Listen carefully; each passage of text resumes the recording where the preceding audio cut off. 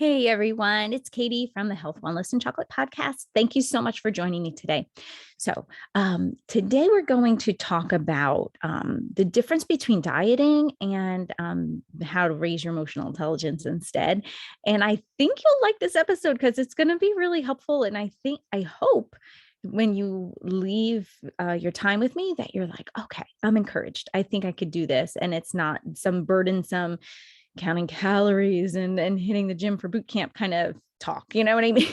But I wanted to tell you, we went this weekend to a harvest festival. There is a living history museum literally down the road from where we live. And it's the museum is in the time period of German settlers who came here in the 1700s. And actually, the people had bought the land and they were going to take the houses down and like they created this historical museum because developers had bought the land and they were going to tear the buildings down and then create a subdivision. And somebody kind of noticed, like, wait a second, this barn, this house, like they're from the 1700s. There's even this grandparents small house that was there that was probably the original house, dated from like 1765. Like this is really a treasure. And so instead of developing the land, they got grants and then they were able to preserve the buildings, restore them. And then they added a schoolhouse so they can demonstrate what school would be like back then for a child. They have an educational center where they hold classes year round. And they had, so this weekend, and they actually, it is an actual working farm from the 1700s. So there's horses there, there's sheep, there's chickens, there's goats. And so they'll have classes all year round, how to farm, how to make wood, woodworking, and how to create buckets, and how to dye wool and card sheep wool, and how to weave it on a loom, and how to throw pottery, and how to be a blacksmith. They even have a lime kiln now. They have a woodshed. They harvest ice in the winter. It's like a really cool place. And so when we were there this weekend, they were showing the kids, this is how they would plant corn. And then the guy that was kind of doing the demonstration, whispered to my husband and I, like, I really don't know how they survived. Like, just to put a meal on the table was so much work. And then the next station was they demonstrated how they would cut the wheat down, and then how they would beat the wheat berries with this tool, and then how they would, put the wheat berries in the chaff, which is like the kind of fluffy, lighter stuff that attaches to the wheat. And once you break it apart, it's kind of mixed in with the wheat. But then there's this tool, and you can toss it, and then the chaff kind of floats away. They said it's ideal to do it like on a windy day, but then the wheat berries are kind of left in the basket. And then you would take, you do that over and over again until you get like a barrel full. And then you would take that big barrel full down to the mill, and they would grind it for you. And then you'd have your flour, right? So it's just the amount of effort that went into just keeping them alive, and then the next stop we made was at the blacksmith's shop, and he was literally making spoon ladles. And he was demonstrating how he did that. And just the amount of effort and pounding and the heat that would come off of them. And if you think about it, even the heat, like they had to make the fire so hot, which means they had to cut wood. And the amount of wood that they had to cut just to keep the fire hot enough was tremendous. So think of all the back energy that had to be expended just to get the fire going, and then you can start your project, right? And so as we went on and on, we're like, it was so much work just to eat back then. And we were saying, just to have someone make you a cake back then for your birthday was a huge deal. Like, if you think about all the effort that would go into making a cake, first of all, sugar was not so abundant, right? So even if they put sugar in your cake, it would have been from a very small store of sugar, and then to get the other ingredients, like, literally took a lot of manual labor. So it's a big deal for someone to say, oh, I made you a cake for your birthday. And now it'd be like, yeah, maybe we'll have cake. I don't know if I like it. But back then that was huge. And, I can't help but think, like, about all the abundance of food that we have. Our brain still works the same way as it would have back then, where if we're feeling stressed, it releases cortisol, and cortisol in our body tells us, like, okay, we should eat something fatty something really calorie dense, something with a lot of sugar in it or whatever, because whatever task is going to be stressing us out is going to require a lot of caloric expenditure. Where nowadays our body would release cortisol if we're like stuck in traffic, if our phone is no longer working, the Wi-Fi goes out, right? It's not actually a physical threat, but our brain is still going to release the same hormones and have those same cravings, and we'll desire the high calorie dense foods because that's how we were designed to handle whatever threat was happening. But in our abundant food culture, it's not going to be answered the same way. And so I think that's where a lot of frustration comes in. Like we just don't have, and there's a lot of blessings that go with that too, right? Like we just don't have to really just make it to put a meal on the table nowadays, right? Like so there is an abundance, and in that there's a blessing, but at the same time, there is a curse as well, right? We have type 2 diabetes, we have, just obesity in itself, and high blood pressure and hypertension, and all these like unfortunate, terrible health effects because of the abundant food supply we have. But, a way to regulate that would be to eat more whole foods, eat less processed foods. Like if it comes in cellophane, it's probably very highly processed. Like stick to the perimeter of your grocery store, as opposed to going and grabbing something from the middle aisles with very bright labeling on it. Like if it didn't exist when your great grandma was alive, it's probably very highly processed. Okay. So, those are just some basic rules, but I wanted to talk to you today about this idea of, dieting versus raising your emotional intelligence, right? Like I think sometimes when we struggle with our weight and our clothes are feeling tight, and or we have the quarantine 15 or whatever, we think like, okay, let's just start another diet. But I wanted to kind of show you what your brain is doing when you're choosing diets, and I say it over and over again, are really just a band-aid. There's other stuff going on, and it might not be epic, or it might be epic, but if you're only just choosing a diet, you're not really learning about yourself. And I kind of feel like you're shortchanging yourself the experience of maybe doing the hard work that might not seem like a lot of fun, but who you are when it's over is someone who can keep the weight off, and someone who has raised their emotional intelligence, and someone who understands why they're reacting the way they are, as opposed to just kind of going through life just based on automatic emotion, or just reacting to events in your life rather than looking at them objectively and thinking, okay, this is not normal, or this isn't okay, and I am allowed to feel angry about this, or just kind of paying attention to what you're feeling, and being present in the moment.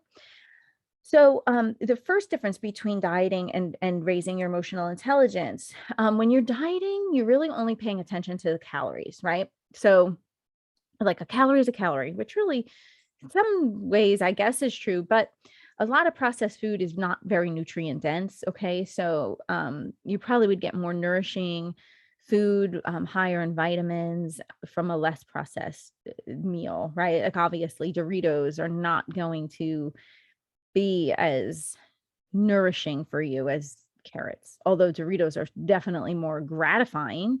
But when you're dieting, they just have you pay attention to calories versus paying attention to why you're hungry in the first place. And a lot of times what happens too is like diets, they call it the what the hell effect. Like you're either on a diet or you're just eating whatever, right? And so a diet kind of triggers that. Whereas if you're just trying to pay attention to why you're hungry in the first place, it alleviates that. And so it alleviates this all or nothing thinking. And at the end of this, I'm going to give you a tool to help you with that all or nothing thinking. And so keep that. Yeah, I hate to say hell on the podcast, because if you're driving in the car or you have young children around, so I'm not going to say that anymore. I'll say what the heck, but the technical term, I guess, is what the hell. But anyway. All right. So the second way that diets like versus emotional intelligence is, dieting requires you to follow somebody else's rules. So somebody else who has a different body, different caloric, metabolism than you, different likes, different dislikes, different cultural background, they found something that works for them, and they're going to tell you exactly what to eat. And if you don't have the same success as them, it's your fault, right? So like that's a diet, okay? Where, you're following someone else's rules. When you're learning how to raise your emotional intelligence, you're actually tuning into yourself to figure out the why behind your desire to eat. You're learning about yourself, and you're learning like, okay, what am I really hungry for? Do I really want this piece of pizza? Because you might not know it, but okay, yeah, it is going to release serotonin. It is going to release some dopamine. It is going to release endorphins. You are going to feel really awesome for about 3 minutes while you eat your pizza. But as soon as it's over, you're going to have regret, especially if it's not something that you either, wrote down ahead of time, that doesn't fit in with your health journal. It's not something that you wanted to have in the first place, and that you went back on your word on yourself, right? Like there's all of this drama then around it. If you're not, like, if you're on your diet. But if you're just trying to figure out like this emotional intelligence and trying to say, okay, why is this pizza so important to me right now? Like why does it feel irresistible? Like then you kind of start to do the work and really get to know yourself.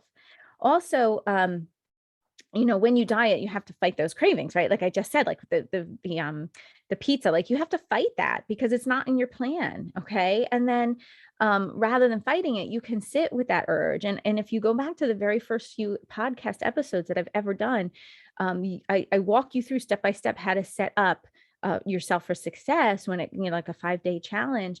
And so if you can sit with the cravings and start to understand where they come from, and I give you tools to do that while you're sitting with the cravings, then you get to learn so much about yourself that you wouldn't if you just answered the craving with just going and eating, right? So there's a lot of internal work that goes on, but at the end, it's so helpful to you because you change who you are and you change your thought process. And it's like, okay, I get now why food is so important. And I'm allowed now to change how important I make it. And that's a huge tool. And the diet's never going to give you that.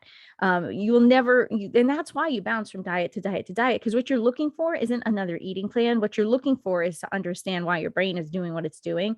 Then you'll never find that in a diet because that's not what they offer. They offer calories in and how to pay attention to calories. And that's pretty much it. Right. So, you're kind of like cheating yourself in a way of learning more about yourself and raising your emotional intelligence. And then that leads to the next thing. When you're on a diet, you feel powerless or stressed out on a diet because you feel deprived, right? Because let's stick with pizza for a minute. So you want the pizza, but it's not on your diet plan. So you're just going to feel deprived and you're going to feel sorry for yourself. And you're going to feel like, how come this is what I struggle with? How come this is always so hard? How come all those skinny girls get to eat as many pieces of pizza as they want? Because they forgot to eat lunch and now they're starving. You're like, how come like this is my problem and not, like you kind of can be a little bit bitter about it. But what you really are depriving yourself of is learning about yourself. Right? You're depriving yourself. Like, so say you go ahead and eat that pizza, you're depriving yourself of finding out like, why is food so important to me? Why is this a problem? How come I can never forget to eat a meal? Like, how come my body is so ruled by my stomach or these feelings of hunger? And how come that is so hard for me to get my head around? And why does the fridge call me so late at night? And how come that feels so irresistible, right? Like you're not asking those questions because you're just focused on your diet and feeling deprived about that. But really you're depriving yourself of learning about yourself, of getting to the root cause of why is food so hard to resist? Why, why are those cookies so important to me? How come I can't stop thinking about those cupcakes in the break room right now? Like all those things, like if you just go and answer it with eating it, you're depriving yourself of the ability to learn about yourself and figure out, okay, what is the root? And I mean, we go over all of this inside the Health and Wellness Blueprint, but I wanted to give you a takeaway tool. And so this will help you with this. Like, and I said at the beginning of this, like this, like the what the heck effect of this, like, like, cause you're either on a diet or you're off a diet. So if you can imagine like in the spectrum, right? And like you have on the one end, you're off a diet and you're eating whatever you want. And then at the other end, you're eating perfectly on your diet. And so now let's say you want something and you're having a craving for it.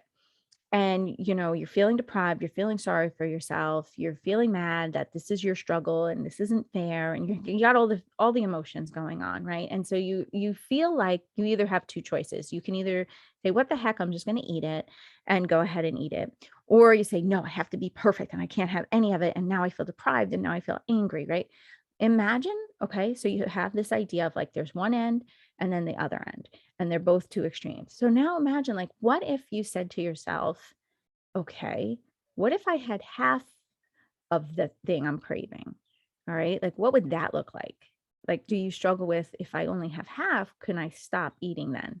Or am I really, is that going to be impossible for me to stop once I start? Right. Is that like a buzzer food or a trigger food for me? Like, can I not stop eating it? Because even that is learning information about yourself. Or, like, can you say, well, what if I had half of it and threw the rest away? Like, what would that look like? Right. Or what if I had 2/3 of it, but I left 3 bites? What would that look like? Like, would that feel like a victory too? And you can kind of start there. And so you break the habit of thinking like, okay, all or nothing, right? Like, I can have it or I can't have it, or the what the heck versus like just have it all kind of thing. And you start to move away from the ends and kind of find a happy balance in the middle. And if you can do that over and over again, you will probably find, one, you're less deprived, but two, then you can give yourself some space to learn more about yourself. And three, you can really start to feel more in control around the food. So you could say, I'm going to have half of this. And actually, what I did one time was, and this was years and years ago, it's like the end of school.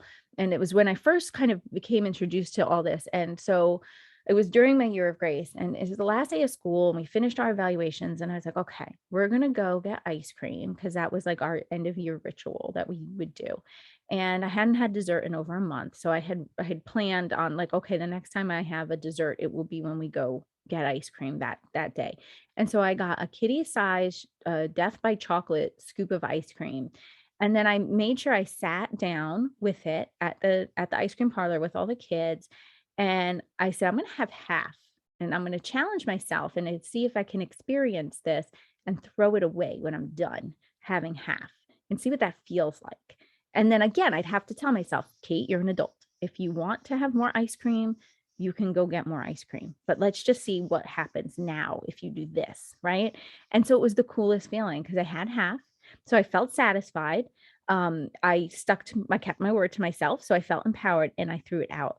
And that was such a big deal. That was a big moment for me, because I no longer felt like it had a grip on me. I was able to plan for it. I was able to enjoy it. I didn't have I didn't have any like regret about it, or feel like I was a failure because I gave in. Like, it wasn't a craving. It was something I knew was going to happen. It was something I planned for. And I left that experience feeling empowered, knowing, okay, I never have to feel out of control about this again. And I didn't feel deprived, because I allowed myself the space to go ahead and have it. Even while it was my year of grace and I was still losing weight, it wasn't a big deal. Okay. So it took like that big deal feeling of food away, and it put me in the driver's seat. So that's what I want you to do. I want you to take a look. So like, say there's something you're craving, and rather than, if you're used to dieting and thinking, well, I'm just going to have it and forget it, I'll start eating again January 1st, or I'll start my dieting. Like, I want you to kind of think about, especially as the holidays approach, like, okay, if I can look at this on a spectrum between like, what the heck, um or sticking perfectly to my eating plan but feeling deprived and angry about it, like, what's a happy place for me? How can I be happy in this situation right now and still stick to my health goals? And then see what works, and be willing to experiment with it, and be willing to fail and say, well, that didn't work because I wound up eating the whole thing, or whatever. But like, give yourself grace, but try it out and see what fits for you, and see how you can kind of overcome this idea of this all or nothing thinking, this dieting mindset, versus learning about yourself and learning that emotional intelligence. And if you head over to the health and wellness website, healthwellnessandchocolate.com, you can download a free grocery list that I have there for you. And I teach you like 14 different meal ideas that you can make from the grocery list if you use that when you go shopping. And the food doesn't take any longer than 30 minutes. It's really simple, easy things to make. I make it for like my family because we're busy. So it's nothing fancy or weird ingredients or diet food on it. It's just whole nourishing food. But I give you some meal ideas that you can make with that. So you can go ahead and grab that. It's totally free. It's right on the main page, healthwellnessandchocolate.com.